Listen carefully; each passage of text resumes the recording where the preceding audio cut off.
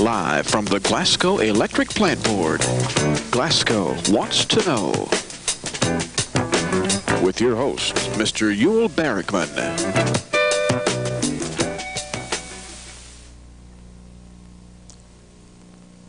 Good evening.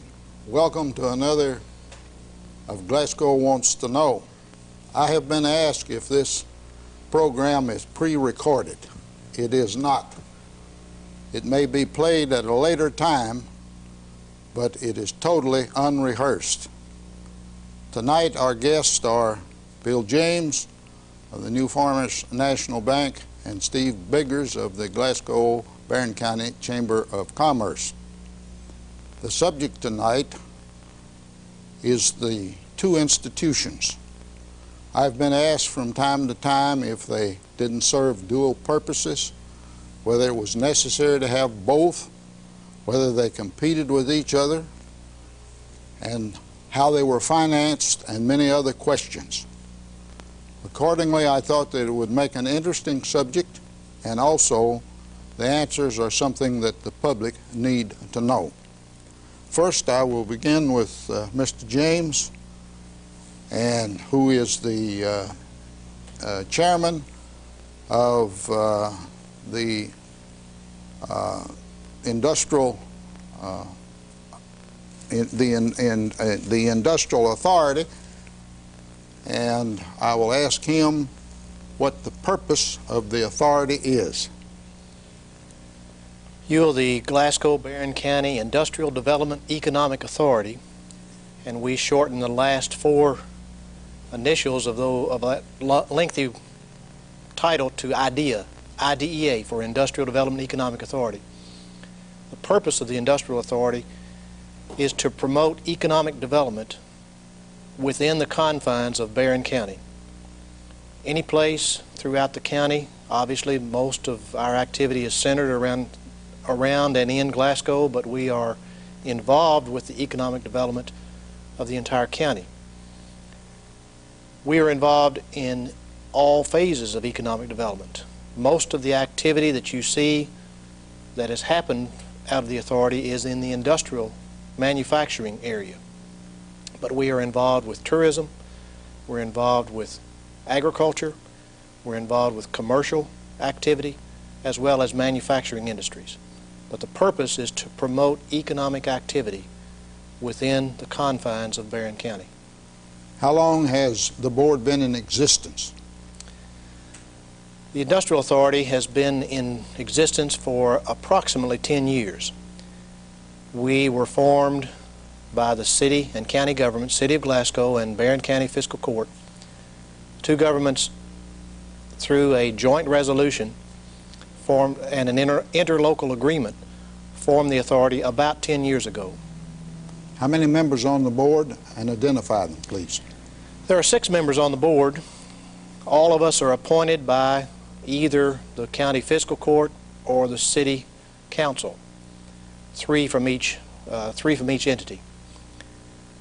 6 members, as I said. The 3 that are appointed by the fiscal court are, you've caught me kind of at a loss for words. I'll try to think through them. Carol Nicely. Bear with me a minute and I'll think who the others are. Well, in the meantime, we'll go to Steve Biggers, who is the Executive Vice President of the Glasgow Barron County Chamber of Commerce. What's the purpose of that organization? I think the primary purpose of the Chamber of Commerce is to market Glasgow and Barron County, to promote it, as Bill said, for economic development, to focus our efforts on improving the quality of life, especially for those who live here, and to try to encourage people to come to Glasgow to work, to live, or to visit, or even to retire. And in economic development, marketing is basically the same thing. Marketing and economic development are one and the same. And our focus is on marketing the community. And how is the organization constituted? What is the governing body? And we are set up as an organization, a 501c6 organization. We have a board of directors, and we have officers that are elected annually to the chamber. We have a board of directors of 20, and our officers are set up to where we have a president, a vice president, a president-elect, secretary treasurer, and an executive vice president. And those people are elected each year, and then of course we have a legal advisor, legal counsel to the chamber. And what is the year of the chamber? Is it a fiscal year or is it a calendar year? We're set up, we have two different calendars. It's an interesting organization. We have a calendar year that runs through membership, and then we have a fiscal year that is set up to handle our financial situation. How many members? We're the largest chamber per capita in the state of Kentucky with 630 sustaining members. And you have 20 members of the board? 20 members of the board that are elected for a 3-year term, and there are numerous categories. Because of our diversity, we have numerous categories where we have directors that represent that particular category in business. For example, we have representatives from the medical community, we have representatives from the agricultural community, from the education community, from health and human services area, and we try to attract the diversity that's necessary to encourage growth in this organization. Back to you, Bill. Can you tell me the members of your board now? Yes, thank you for giving me a few minutes to think through this so that I can have a chance to recover, perhaps. No pressure. No pressure at all. The 3 members that are appointed by the county judge and fiscal court are Carol Nicely, Nick Gunn, and Larry Shirley. The 3 appointed by the mayor and fiscal court are Bill Lacius, Doug Atwell, and myself. We are appointed for a 4-year term, and they are staggered so that they have an opportunity to reappoint people as terms expire, but there will not be a major overthrow, if you want to look at it that way, of a lot of new membership coming in. I'll point out, too, that there are 3 other people who attend and are a part of all of our meetings on a regular basis. Each of the 2 governing bodies that constituted us has one of their members serve as a liaison between their body and the Industrial Authority. Jack Shelton serves, he's a magistrate. He is also a representative from fiscal court that meets with us. And Jim Marion, a city council member, meets with us as well.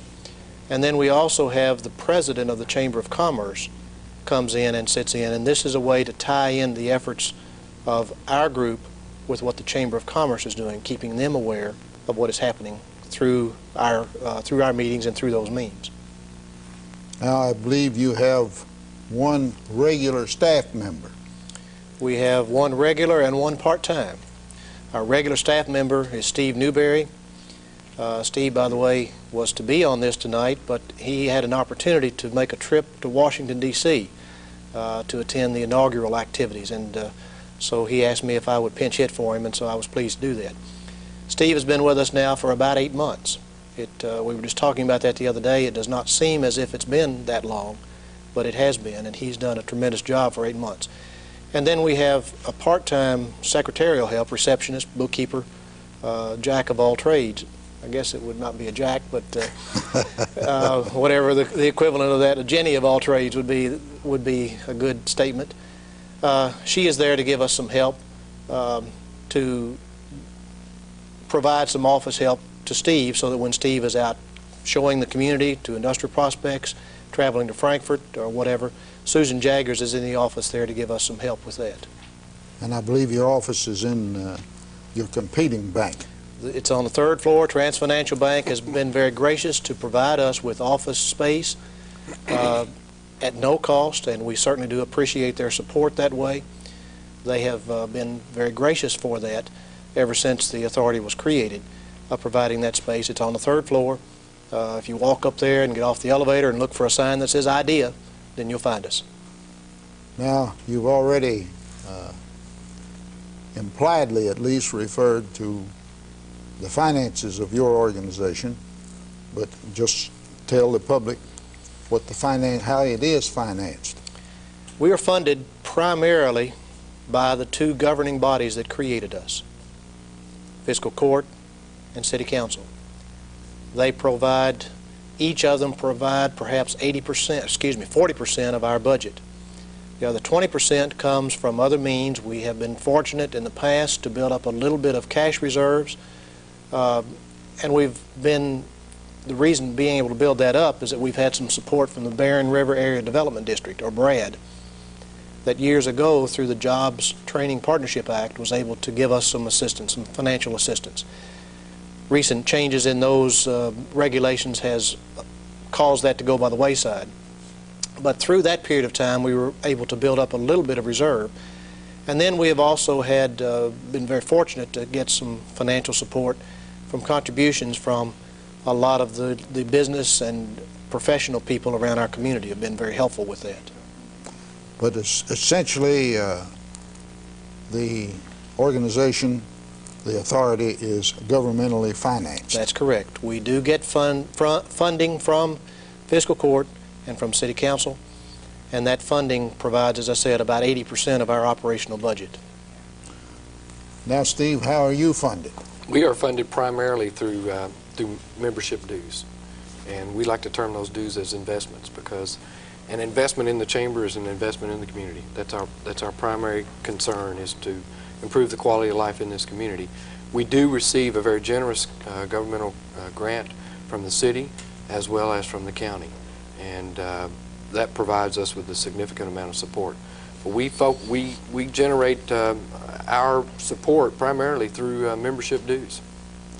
Now, in addition to yourself, what staff do you have, and where is it located? We've got an incredible staff. We have Betty Brogan, who is the administrative assistant and definitely the right arm to this organization. And then, of course, we have Vicki Williams, who is the receptionist and also is a secretary.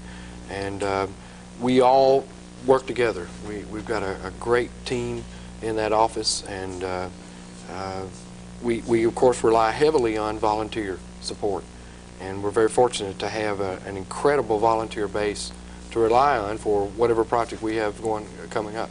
And where are you located? We're located at 301 West Main, and generally when a new industry or a prospect or someone that's traveling in the area comes into Glasgow or to Barron County, one of the first places they look for or seem to find is the Chamber of Commerce. And I have to tell you that probably the most requested item that we have from the Chamber, either by phone or by walk-in traffic, is a map. People are constantly looking for a map. So if you're ever looking for a map, come to 301 West Main. That's where we'll be. And I believe that in addition to the map, you have a booklet. Yes, we do. That you give people who come and inquire about the city, and you have a copy of it with you, and you want to show that and explain something about its contents. We're quite proud of the Glasgow magazine. As I mentioned earlier, this is a primary marketing tool for the community. This magazine is an item that when we get phone calls, and we get probably 3,000 to 4,000 requests a year through our office for information about the community, we will generally send them a map, and we'll also include this Glasgow magazine. This is a quality of life piece that it's a very diverse type magazine in that it tells a little bit about everything that we have in the community. There's information about our medical community, about our educational opportunities here, about the many businesses in this community, and it's supported, of course, by advertising by our local professional and our local businesses. But it is a primary marketing tool for us. This magazine was our first effort with an organization, Journal Communications, out of Brentwood, Tennessee, which was started and owned by Alex Haley, the author of Roots. It's a first-class organization. But this was our first piece in '92, and we received 12,000 copies.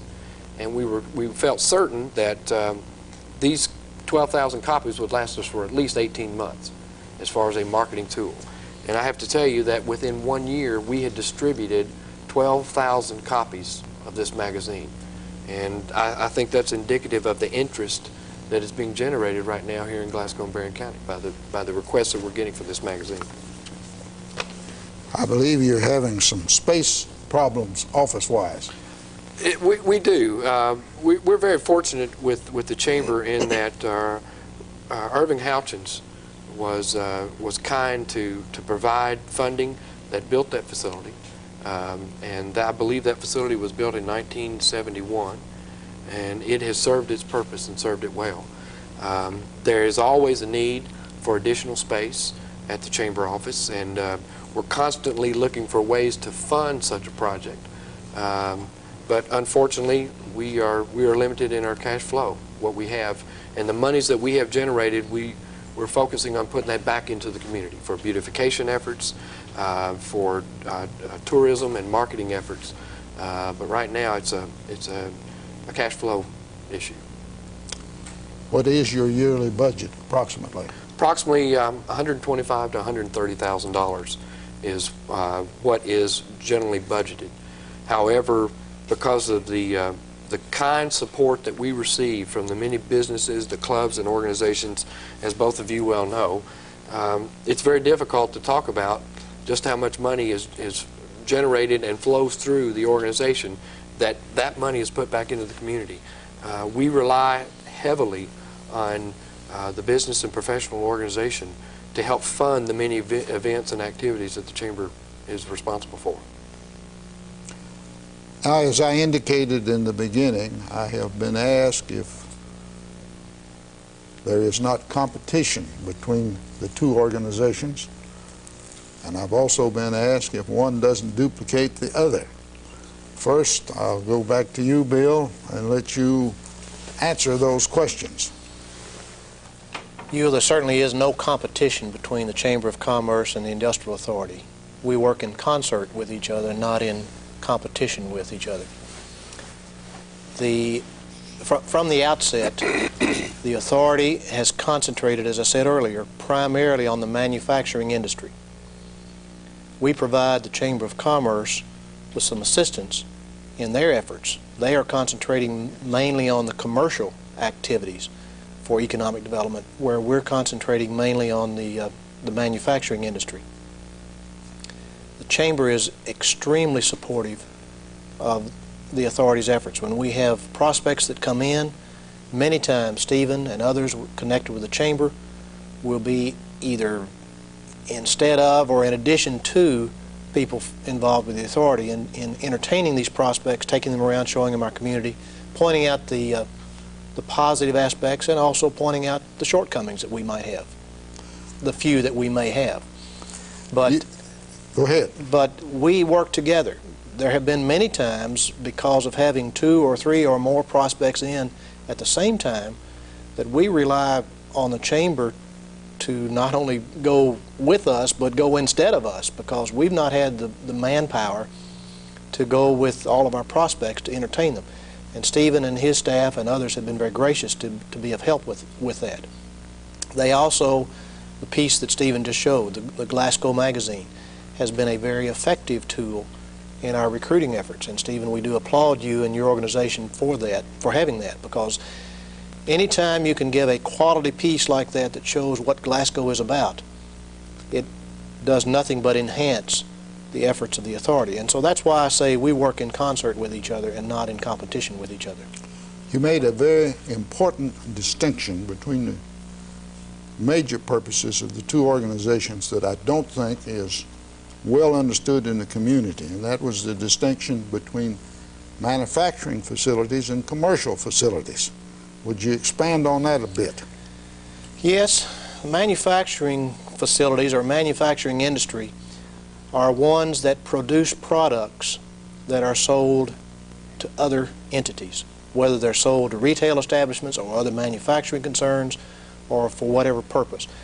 Specifically, we're looking at our Donnelly, Eaton Corporation. Newest ones we've had come in being Monsanto and Technotrim, ACK Controls, Mallory, what used to be Mallory is Aero-M now, Pan Oston, Suntech.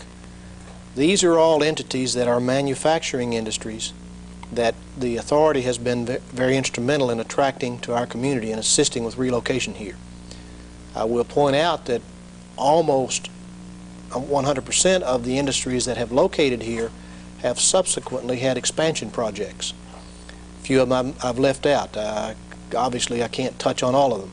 But when we have our Industrial Appreciation Week, which is a joint effort of the Chamber and the authority, we honor, Stephen, help me, some 45 manufacturing industries that are listed in the paper. And when we have that event come up in the fall every year, if people are interested, they can look at that list to see what we consider to be manufacturing industries. Now, the commercial activities that we're referring to, that the Chamber gets involved in, are more of your retail businesses, ones that cater to the consumer directly, where the manufacturing industry is really providing the goods and services to the commercial establishments through middle people, throughout the chain of events that flow from what they produce in the manufacturing concern until the consumer actually acquires it by picking it off the shelf and paying for it at a cashier. That's where the distinction primarily lies. Now, Steve, is there any reason why one organization could do both? I think the Chamber and the Industrial Development Authority complement one another. And I think it would be very, very difficult for one organization to do what both organizations are doing. I think a clear distinction between the two organizations would be that we're much more visible in that we're easily seen, which we should be, and we are primarily a resource center for information, not necessarily about industrial development, but we are a resource center for tourism development, for educational development, opportunities here in the community. And I do believe that's one of the distinctions between us. I agree with what Bill's saying. Our focus in the last 3 years has been primarily on the commercial industry. We were very active in working with, for example, Days Inn and with Shoney's Restaurant, and many of the businesses that located in the new shopping centers, the strip centers here in Glasgow and Barron County. About 3 years ago, I remember our office seeing a tremendous amount of in and out traffic, especially from Tennessee. And what we were able to learn was the majority of these businesses had site developers, consultants that were looking at this area. And I would like to think that the Industrial Development Authority's efforts and our efforts to market this area from a regional perspective was one of the reasons that we were able to attract the retail business that we have. I know for a fact that Glasgow Magazine is an effective marketing tool in that a majority of the people that are coming into this community are bringing this magazine with them and wanting to know where these particular sites are located, wanting to know a little bit about these businesses that are advertising in the magazine. So I believe we've been very effective in marketing what we do. And I think that would be difficult for the Industrial Development Authority to focus on that as much as the Chamber does. You let me respond a little bit more to that, if I may, and to piggyback on what Stephen has said. Certainly, this is important. Sure, and I think this, very much so. I think we've talked about it that much. Not really, but it's for both of us. I think we're in an area here that's not very well understood by the community. I agree. And I think it's something the community needs to know, and it's one reason we're having this program. To me, there are two distinct reasons for keeping them separate. The first one Stephen's touched on. Because of the visibility of the Chamber and the Chamber activities, industrial prospects, manufacturing industrial prospects coming in, don't like that visibility. They like to come in and determine the community where they want to locate their facility based on their own analysis and based on the facts given to them that they can take and evaluate over, at times, a very lengthy period of time. Conversely, the commercial concerns coming in have already targeted that they want to locate a facility in Glasgow or in Barron County. They've already decided they're going to come here. And what they're determining is where in the community would be best for them to locate their facility. The flip side of that, the manufacturing concern, has not decided that they're going to come to Glasgow and Barron County when we first talk with them. In fact, they haven't even decided in many cases they're going to come to Kentucky. They're looking at Tennessee, and they're looking at North Carolina, and they're looking at other states. They will contact, for the most part, the Economic Development Cabinet in Frankfurt and provide a list of their needs and wants. And Frankfurt will go through and, based on their criteria, will select communities that can meet those criteria. For example, if one wants a waterway, we can't talk to them because there's no water services here for navigable waterways that are in Glasgow and Barron County. If they're wanting an airport that can be serviced by commercial airliners, we cannot talk with them because our airport is not of sufficient size or capacity to handle it. So they can go through and select the communities that will fit their criteria, pass that information on to the prospect. Prospect will evaluate that. They will then select the communities they want to come and make a visit, not only in Kentucky, but in all the other states that they made these contacts. We may be, when a prospect comes to Glasgow, we may be one of 5 communities in the state of Kentucky they're visiting on their first pass through. They may be visiting 5 communities in each of 5 states their first pass through. They haven't targeted, as a commercial venture would do, Stephen, Glasgow as where they want to come. They do not want a lot of people contacting them. They want to make their own selection, narrow it down to what we call a short list of 3 or 4 communities based on all of their first visits through. Then they will come back through and sit down and talk at length, not only at that point with the industrial authority, but with other people in the community, such as Stephen, such as the Employment Services Office, Catherine Brantley and her people. They'll talk with the mayor, they'll talk with the county judge, they'll talk with everything that can provide the various services they'll need. They'll talk with contractors around the community. That'll be the second visit after they're on the short list. Then they will go back and make their decision. And it is only at that point that they will give us their permission to announce that they are coming to our community. We cannot give that information out anytime before then, because if we do, then we are no longer on their short list. Not only that, we're not on their list at all, because they don't want a lot of local people contacting them, lawyers, real estate agents, insurance agents, banks. We could go down the list. They don't want all of that contact until they have decided that in fact Glasgow is the community that they have picked. And you can understand why. If they're looking at 25 communities, they don't want 25 communities contacting them with all of this kind of information either.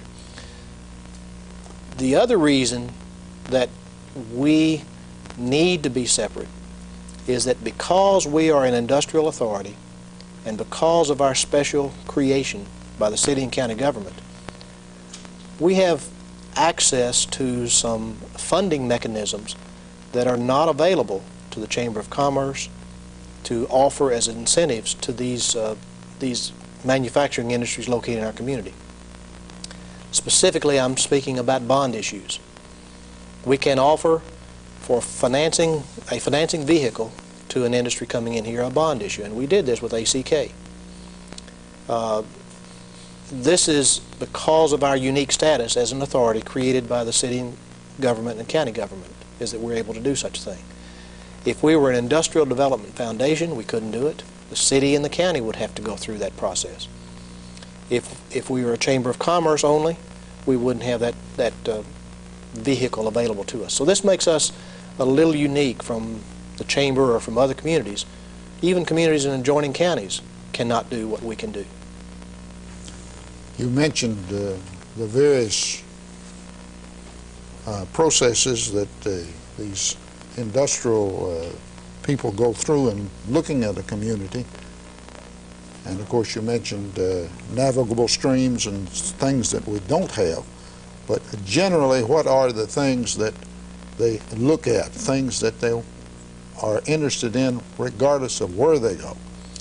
Well, they're looking obviously at what we call the infrastructure. And we've heard a lot about the infrastructure with... Why don't you define infrastructure? That's what I was going to. In the first place, because it's not only being used here, but it's being used all over the country now. All over the world, in fact. That's right. Because of what's So why don't you talk about that world a events. moment? Infrastructure is all of the things that are necessary for a manufacturing facility or for any venture, any entity to operate.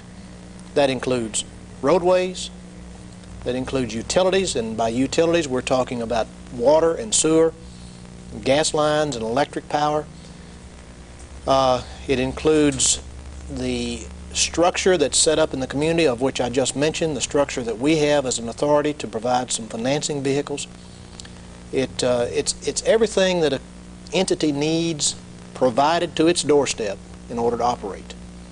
We have to have good roadways to handle the road traffic in and out of a plant. Our plants around here are heavily dependent upon truck traffic, moving goods to the plant, raw materials that they use, and then moving the finished goods away from their plant through the distribution process. We have an excellent road system, even better now than we had a few years ago because of the recent developments on the bypass right outside here, 6880 going out past Eaton's on out to Donnelly's, tying all of that into the Cumberland Parkway, and then just a short way away is I-65. We're within 24 hours drive of, I think I remember 80% of the population of the United States. And that's pretty good to be that short a distance from. That's why Monsanto came to this area, because we were centrally located so that they can ship their finished goods to that large percentage of the population in a very short period of time. Railways are another part of that infrastructure. Monsanto needed it, Donnelly's needs it and uses it. We have industries here and are still coming that are needing rail service. We have good rail service in this area. Not as good as some other communities, but we do have rail service, and that works. That's what helps to attract those industries here. What about educational systems? Educational systems are important to manufacturing industries for their people that they relocate here. They bring in people from their other plants, or they will hire people to come into this area. They want to be sure that they can attract good quality workers for their plants that are located in our community. And one way to attract those is to have good educational systems for the children of those employees coming here, or to have access to higher education so that those employees or their spouses or their older children will have access to higher education opportunities in this community. And it has been extremely beneficial to our efforts to have in our community historically the #1 rated school system and the #6 rated school system in the state of Kentucky. That's 2 in the top 6 out of 170 plus school districts across the state of Kentucky. No one else can say that. That's certainly a very attractive calling card. Couple that with Western Kentucky University being having its presence here for the great facility we have, and then only 30 miles away for the other facility that's connected with the WKU, makes us unique in this area, certainly, for the educational opportunities that are here. Do we have adequate vocational schools in the area? Yes, we do. And the vocational schools are extremely helpful in providing some vocational training when necessary for our manufacturing industries. They will develop programs that will be specific. In fact, they'll go into the plant and teach the employees at the plant on site through the vocational school system. So we have an extremely good relationship with them as well. You know, if I could chime in here on vocational training, there's a real feeling in the United States right now that we need to focus more on vocational training so that vocational education is a choice and not a last resort. And I believe that there's a feeling right now that many people view vocational training as that it is a last resort. Our focus should be on trying to improve vocational training, to bring it up to the 1990s and preparing ourselves for the 21st century, because a majority of the industries today are in this high-tech mode, and they expect for that workforce to be prepared for that.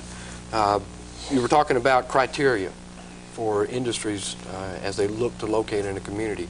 2 areas that are very, very important to an industry today is the availability of a workforce, and not only the availability of that workforce, but how well trained that workforce already is. If you have a well-trained workforce, then that's indicative that that workforce is retrainable. And as we prepare to move into the 21st century, many industries are realizing that if they're going to stay competitive, they're going to have a workforce that is ready to learn the new processes as they change. They change overnight. So availability and the ability to train and retrain our employees is very, very important. And in Glasgow and Barron County, I think one of the issues that we're going to have to address in attracting the employees that we're going to need is the availability of housing, which is an issue that industries look at when they're choosing a site to locate. There seems to be somewhat of a shortage right now. Apartment complexes we have a real need for. Affordable housing that will attract couples, young people to the Glasgow Barron County area. Because if we're going to continue to attract new industries and encourage expansion of our existing industries, we're going to have the available workforce. So availability is very, very important as far as employment. Insofar as numbers of available workforce is concerned, are they out there? I think we're reaching a leveling off, and you help me with this. We, in 1992, Glasgow and Barron County announced the addition of 1,200 new jobs with 4 new industries, and that's significant. We want to make sure that there is enough jobs out there that we can keep our workforce working and maintain a strong level of unemployment. There are sometimes disadvantages to having a low unemployment rate, because that sometimes makes it difficult for you to attract new industry, because they're seeing that the workforce isn't there. Stephen, along with the new industry coming in, we had a lot of new commercial development that went along in 91 and 92. Absolutely. That took up a lot of workforce. That I will say, go ahead, and then I will say that our unemployment rate, I understand, is about 5% or a little less, perhaps, at this point. But that does not include the people who have exhausted their unemployment benefits. There are still a lot of those people out there that are employable, wanting to become gainfully employed. It does not include what might be available in the adjoining counties. We have a lot of people that will come to our county from Metcalfe County and Hart County and Edmonson County and Allen County and Monroe County will come here for their work. And that's great, because while they're here, when they're through working, they're going to stop at our stores and go to our restaurants and buy gas and buy groceries. They're here in our community working, yes, but they're also here spending those dollars back in our community, and that in turn creates additional jobs in the commercial economic areas of our community. Well, a lot of them will also eventually move here if you've got proper housing. That's correct. And in addition to that, as long as they're working within the city limits of Glasgow, they're adding to the tax revenue of the city, yes, which in turn enables the city to improve the facilities which the city must have and must maintain for a good town. Getting back to the commercial aspect again, what generally do people and businesses who want to come here, what are they looking for? That is commercial interest, and then you might review what has happened here in the last 2 or 3 years with increases in commercial facilities. I think most important for commercial industry is the accessibility, the ability to get in and out of a community. And as you know, the bypass, the L. Rogers Wells Boulevard, has been a tremendous asset to us in moving traffic. It has improved the flow of traffic tremendously, and that has in turn helped us with the businesses, especially in that area. They want to know that there is someone that is marketing this area to encourage people to come to Glasgow and to Barron County, and once they get here, they're going to find that they can be entertained, they can do their shopping, they can eat and buy gas, all those things that Bill just mentioned. The Cumberland Parkway is a tremendous asset to Glasgow and to Barron County, and that's one of the reasons the Chamber has been very instrumental and worked very hard with this I-66 project that I'm sure we can touch on later. But we have focused on marketing this area from a regional perspective, encouraging people from other counties to come into Glasgow and Barron County and spend some of your dollars here. On 2 occasions last year, the Chamber conducted informal surveys in one of the strip center shopping centers. I believe it was on a Thursday evening or a Friday evening. And what we did was we surveyed license plates, and we checked every automobile that was parked in this one particular strip center, and we were able to determine that there were 30 counties and 8 states that were parked in that parking lot that was spending money here in Glasgow and Barron County on a given evening. And that's significant. And a majority of those counties that were represented here in Kentucky were from the eastern part of the state. And I think that we've done a good job, both the Industrial Development Authority and the Chamber, to market the region, to encourage people to come here and shop. And what we're able to do is to attract a tremendous amount of traffic that would have gone ahead and gotten an I-65 and gone and done their dining and their shopping and whatever. And now they're realizing that there's more to offer here in Glasgow and Barron County, and it's accessible. So I think that that's been a major boost for us with the expansion of the L. Rogers Wells Boulevard and of course the new businesses that are here in Glasgow and Barron County. What do we need by way of additional business attractions to bring more people in here? Well, one area that we really talk about a lot is recreational opportunities. We're very fortunate to have the YMCA. We have a great recreational department here in Glasgow, but from a tourism perspective, we need to increase and enhance our ability to attract people into this area. The tourism dollar is it's a clean industry, it's good business, and it's year-round. And we're doing a reasonably good job right now of attracting people to the Barron County area. Last year, we generated $57 million. That's tourism dollars that was generated right here in Barron County.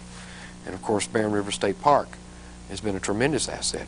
We need to focus on expanding that facility. We need to increase the convention center, or the meeting room there at Barron River State Park. And of course, we've expanded the golf course, have a beautiful golf course there. And the park is a tremendous tourism draw for us right now. But I think we need to expand on our recreational and our tourism related businesses. Do we need an auditorium in Glasgow?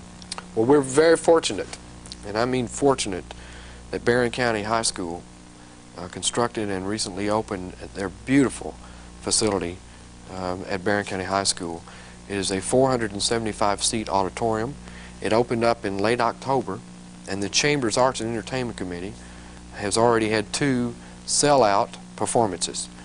We had the United States Air Force Jazz Band there in November, packed house, and then in December, along the Arts and Entertainment Committee along with Transfinancial sponsored the Louisville Orchestra's Holiday Strings. An incredible event. But that auditorium is a tremendous boost, not only to the arts, but to Barron County High School. I noticed that the Chamber has been, within the last 2 or 3 years, has put an additional emphasis, I think, on the arts aspect of the Chamber and the community. I think it has been good. What additional plans do you have? Well, we're looking right now at some arts-related events for this year. We're constantly looking at opportunities that we can bring. One of the reasons we've been somewhat limited is that we don't have a facility. And now with the Barron County High School auditorium, that's allowing us to look at opportunities that we might not have had an opportunity to do. Again, I can't stress how fortunate we are that we have financial institutions and businesses in the community that are always willing to help. And that's very, very important. Corporate sponsorship is very important to the Chamber that allows us to bring these events about. But we were talking about the criteria for an industry to locate. Industries have to realize that in order to be productive organizations, they have to have satisfied employees, managers, supervisors, plant managers, employees. And they have to look at those quality of life issues. Some of the most well-known management consultants, site consultants in the nation will tell you that quality of life issues are the #1 issues in terms of what an industry looks for when they're locating into a community. And we try to focus on improving on those quality of life issues. Most of the commercial development as well as the industrial development has been either west of town, north of town, or south of town. Do we need a bypass on the east side of town? Most definitely. And Anytime that you can open up some segments of the community by providing roadways, bypasses, whatever, then that opens up areas for economic development. Whether that economic development be residential, for housing, that certainly is economic development because that puts people to work when we're building houses. You can also get commercial developments that will locate along new arteries around or through a community. The convenience type stores, the strip centers that would become available along such bypasses.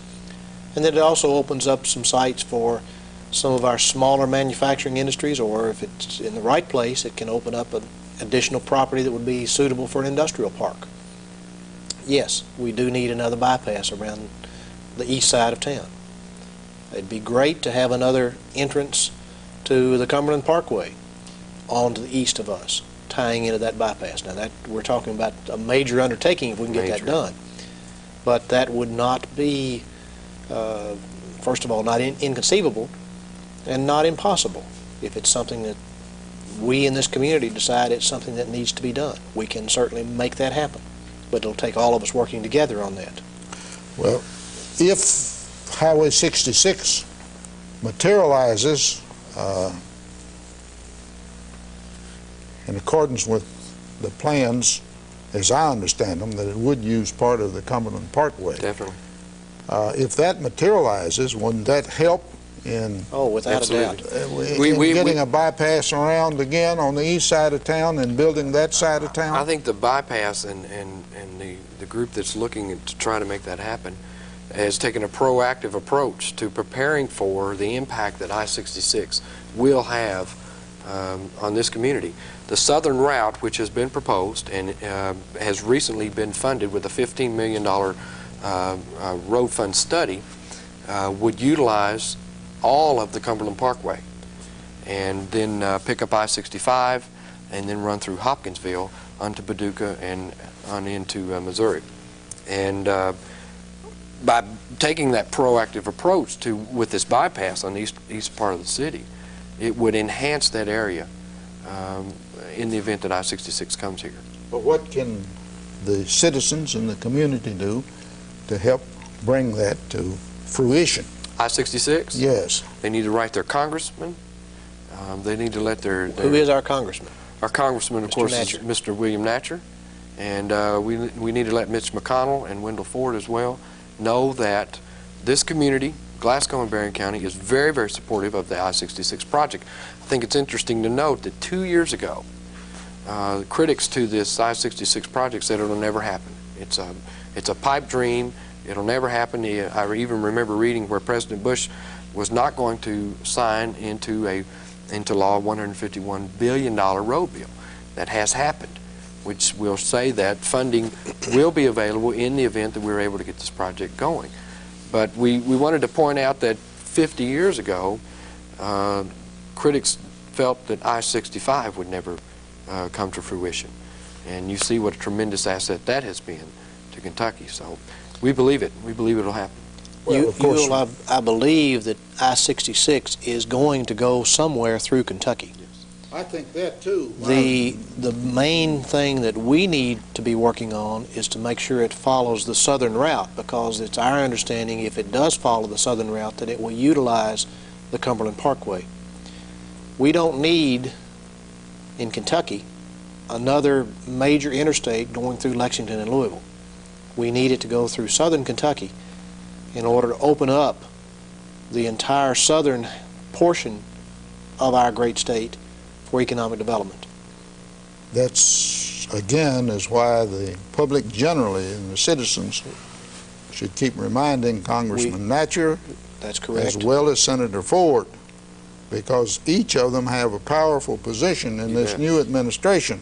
And I think it's important to note that the primary purpose of I-66 was to enhance rural America. That was the primary reason that even came an idea for I-66 as an east-west corridor that would link California to Washington, D.C. And we believe that the southern route will address that need. It could be a tremendous boost to eastern Kentucky. And I think also it would be well for the citizens in some of our adjoining counties that are not in our congressional district, but who would be benefited by I-66 as well as us, to keep in mind that their congressman is Representative Rogers from over at Somerset, and he is a strong supporter, strong advocate. He is an advocate of I-66 coming the southern route. He really is the one, Uhel, that saved it. That saved it from going the northern route from the outset, and we should applaud Congressman Rogers' efforts there. In fact, I've written him, and I know other people around the community have done that as well. That's why I didn't want to forget him here. Yes, that's right. And then the other one that, let me say too, that if it goes through Louisville and Lexington, it will exit the state at Louisville. It will not come south and go on to Paducah. So perhaps we also need, I believe his name is Barlow, the new representative from the 1st District. 1st District. Perhaps we need a letter-writing campaign to include Representative Barlow in on that as well, so that he can make sure that it follows through his district, which goes all the way across the southern border of Kentucky with Tennessee. And should anyone want to write their congressman, we encourage them to call the chamber at 651-3161. We will be happy to make any address. We'll make that available to them in the event that they would like to write that letter. And the same with the Industrial Authority office too, and that number is 651-6314. Sure. And Steve Newberry has all of that information and would welcome the opportunity to give that information to anyone that's interested in corresponding with their congressman or senator regarding this topic. Is there anything that either organization needs from the state as of now, and that the people should be reminding Senator Baker and Representative Nunn about? More. We just need to continue with the successes we've had, that they've been very instrumental in and helping with us. I know a lot of people said that when the last administration in Frankfort vacated the office that Barron County would not get anything. That certainly has not been the case. The current administration, the Jones administration, has been very helpful with continuing on the successes that we've enjoyed in our community for the prior 4 years. Specifically, I speak to the Monsanto project, the Technotrim project. I shared at the announcement on Technotrim that our Lieutenant Governor Patton traveled overnight on the plane from Japan back to Frankfurt, and immediately got back on a plane and came down here and sat down across the table with the Technotrim people to finalize those negotiations to encourage them to come on to our community. A project, by the way, we've been working on for 2 years. That's how long that I mentioned earlier in our program that these are long, arduous tasks in order to get these industries locating here. But this one took 2 years. So there can be things that can run hot and cold. Looked like it was going great for a while, and then it went cold on us, and then it came back very hot, and we applaud the efforts of Lieutenant Governor Patton and the Jones administration in helping us to land that industry in our community. I realize that you can't identify any of them, but can you share with us any approximate number of projects that you may be working on now? We say that if we don't have 15 or more projects in the hopper at any one time, then we're kind of light. We have more than 15 in the hopper at some stage or the other. Out of those 15, I would rate perhaps 5 of them as extremely good prospects that we may, and let me emphasize the word may, because tomorrow this could be off the picture completely. But there are some good prospects out there that we think that will come through, and we'll have some very good news within the first 6 months of this year that we can give some more announcements. That's what we're hoping for. You mentioned some of the things that we need from the state, and I think from a chamber perspective, the chamber wants to encourage our state legislators to focus on this healthcare issue that we have, that we need to address. The chamber has been very active in looking at what sort of issues need to be addressed. We were very much alarmed at the idea of requiring small businesses to provide insurance. It's very, very important that everyone that's working need to be covered by insurance, but we need to make it affordable, we need to make it accessible, we also need to make it accountable. And from the chamber's perspective, we're encouraging our legislators to address this issue and really become, as we have with what we've done with CARA, with education, become that vehicle that the entire nation can look at Kentucky and say, that's the right thing to do. This is how we're going to make health care affordable, accessible, and accountable. And then I think we want to stress to everyone in the community and statewide to support CARA and give it a chance, because it is working. We are very fortunate here, as Bill mentioned earlier, here in Glasgow and Barron County, to have two of the best school systems in the entire state. And I do believe that many school boards and school administrations are looking at what Glasgow and Barron County is doing as far as preparing itself and participating in these new educational reform issues. And the message we want to send is give it a chance, support it, because it is working. Any particular needs that the authority has right now? Have you got sufficient land space? In case you had you're talking about other possible industries coming in here. Have you got enough acreage in case they want to come? Or have we reached the point where we need another area? Well, we always need another area because there's always something that might be wrong with a particular site for an industry locating here. But we have extremely good facilities available. We have some empty buildings that are available. We have land, green space as we call it, that's available. I think we're in extremely good shape to attract new commercial and economic industrial development into our area. We're going to be focusing on this year especially setting the table. There's an old saying that you never get a second chance to make a first impression, and we believe that's very, very important. The image that we project, the appearance that we have here in Glasgow Barron County is very, very important. There are many times when a prospect will come into our community unannounced. The Chamber's not aware of it, the Industrial Development Authority's not aware of it, and we need to focus on improving the appearance of our community because the progressive communities, the communities that have taken a proactive approach to economic development are the ones that have set the table, and they're looking good. And we're going to be focusing on improving some of the areas in the community that that need improving upon. We want to make that good first impression. Is downtown one of them? Downtown is a focus, but we're very excited about what the city is doing. There's another attorney in Glasgow that's working on improving the facade and focusing on his offices there. With the city of Glasgow locating downtown Glasgow, once we see that facade on the square, we're hoping that will trickle down, and there'll be other businesses that will see the importance of that good first impression. We've been talking for the last 3 or 4 years, take those blinders off and see what's really there, because people that are coming in here for the first time don't have those blinders on. But we're going to be involved very much in beautification and trying to improve the appearance of our community this year. Gentlemen, I appreciate your being here. I think It's a real it's pleasure. been a very interesting discussion, and I think you've given the community much information that it needed and have answered many questions that the public has been asking about.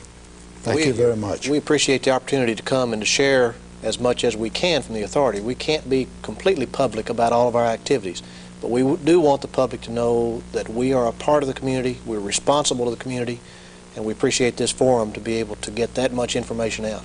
Both organizations are doing a good job for the community. Thank both of you. Thank you. Thank Bill. you.